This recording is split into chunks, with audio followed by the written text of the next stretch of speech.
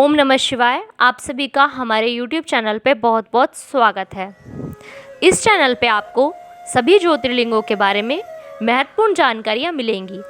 इससे पहले मैंने 4 ज्योतिर्लिंगों की जानकारी अपने YouTube चैनल पर डाल दी है, तो प्लीज़ आप उन्हें भी देखिए। आज मैं आप सभी को केदारनाथ ज्योतिर्लिंग के बारे में कुछ महत्वपूर्ण तथ्य बताऊँगी।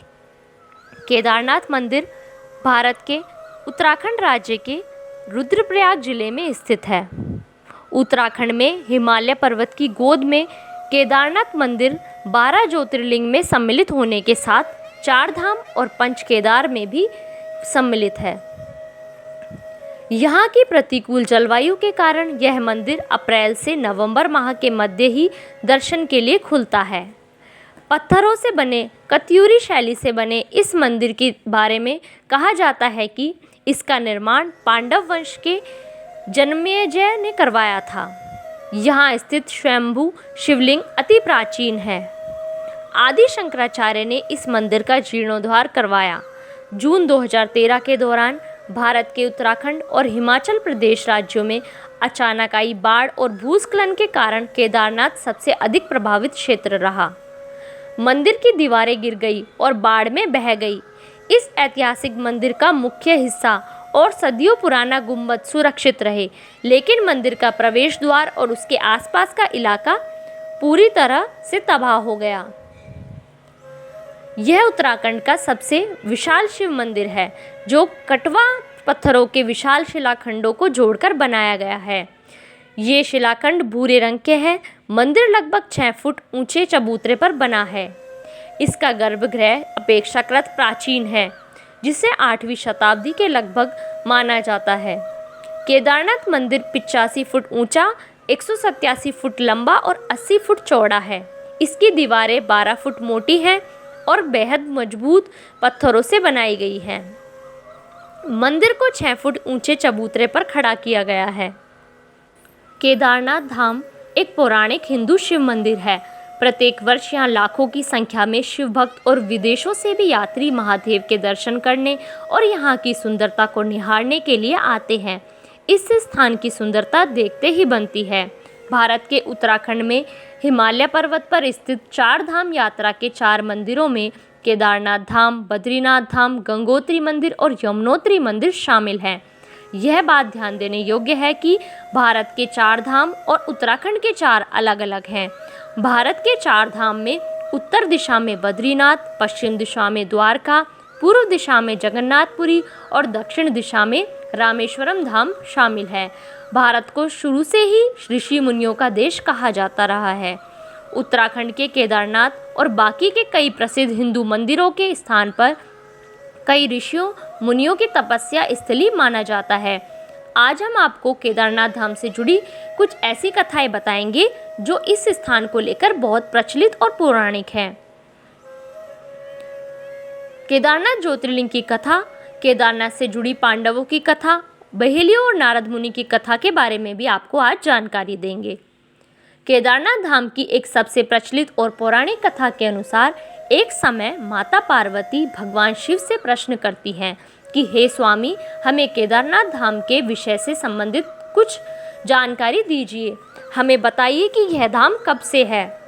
माता पार्वती के प्रश्नों का उत्तर देते हुए भगवान भोलेनाथ ने कहा कि पृथ्वीलोक पर स्थित केदारनाथ धाम उन्हें बहुत पसंद है और वह अपने सभी गणों के साथ केदारनाथ धाम पर हर समय निवास करते हैं।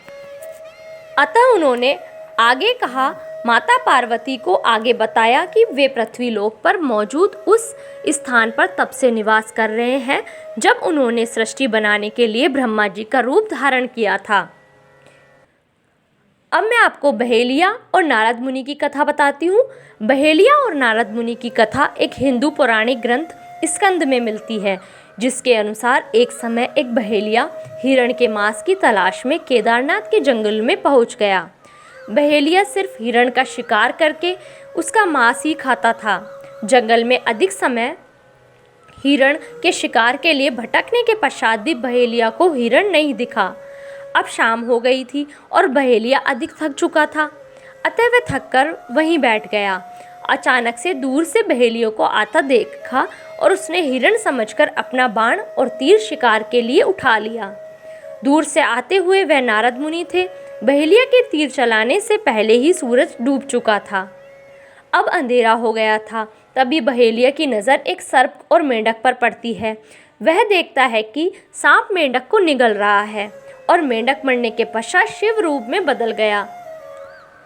इसके साथ ही वह देखता है कि एक शेर हिरण को मार डालता है और मरने के पश्चात हिरण शिव भगवान के साथ शिवलोक जा रहे हैं। अब बहेलिया पूरी तरह से चकित हो चुका था। इतने में वहाँ नारद मुनि ब्रह्मा का रूप लेकर पहुँचते हैं तो बहेलिया इनका सबका कारण उनसे पूछता है। अब नारद मुनि बहेलिया को समझाते हैं कि यह स्थान भगवान शिव से संबंधित है। यहाँ सभी पशु पक्षियों और किसी भी जीव जंतु को मरने के पश्चात मोक्ष की प्राप्ति होती है। अब बहेलिया भी अपने आप को लेकर चिंतित होने लगा कि उसने अपने खाने के कारण न जाने कितने हिरणों और दूसरे जानवरों की हत्या की है। उसने नारद मुनि से अपने पाप कर्मों का समाधान जानना चाहा।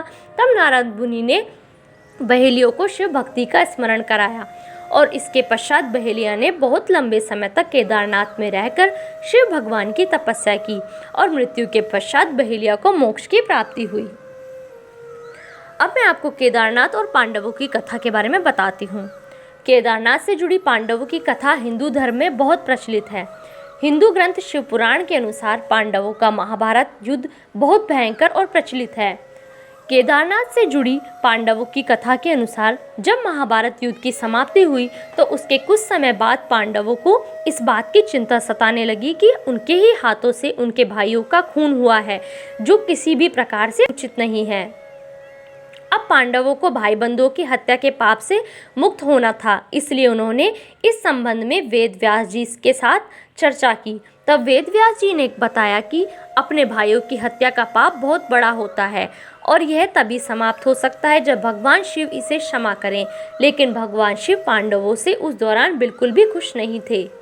पांडव भगवान शिव की तलाश में और विश्वनाथ जी के दर्शन के लिए काशी पहुँचे। उन्होंने दर्शन किए लेकिन भगवान शिव वहाँ प्रकट नहीं हुए।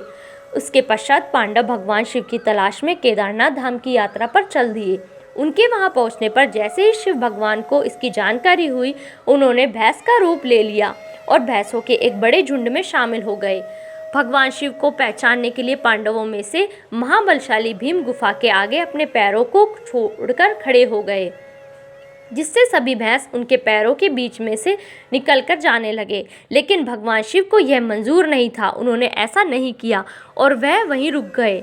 इससे सभी पांडव भगवान शिव की पहचान करने में सफल हुए।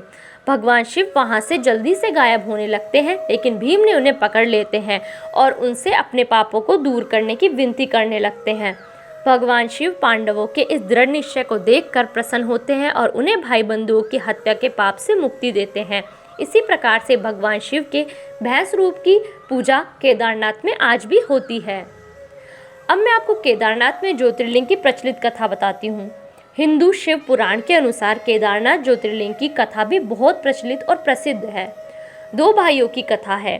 केदारनाथ ज्योतिर्लिंग की कथा के अनुसार बहुत समय पहले नर और नारायण नाम के दो भाई हुआ करते थे। दोनों भाई शिव जी के बड़े भक्त थे। दोनों भाइयों ने भगवान शिव की एक पार्थिव प्रतिमा बनाई और दिन रात उसकी भक्ति में लगे रहते थे।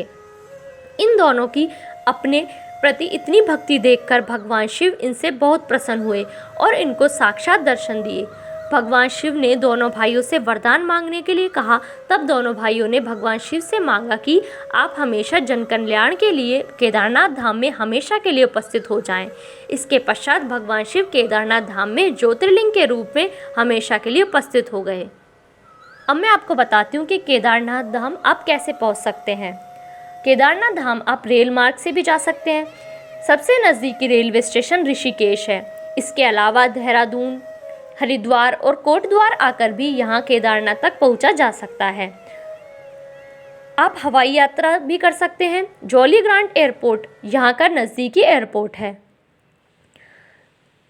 आप सड़क मार्ग से भी केदारनाथ धाम जा सकते हैं। दिल्ली से ऋषिकेश पहुंचकर यहाँ से भी गौरीकुंड के लिए बसें मिलती हैं।